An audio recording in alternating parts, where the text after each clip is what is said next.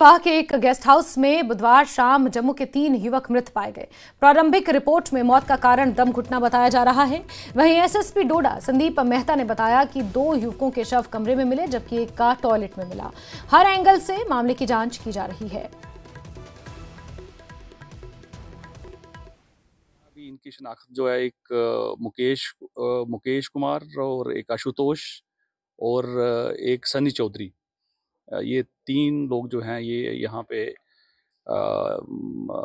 मृत पाए गए हैं और इनको जो है इनकी बाकी कार्रवाई जो है वो अभी करेंगे। प्रिलिमिनरी जो हमें लग रहा है, क्योंकि इनके अंदर से जो है एक कोयले की एक सिकड़ी टाइप जो है वो मिली है और कमरे में जो है वो ज़्यादा रोशनदान वगैरह नहीं है।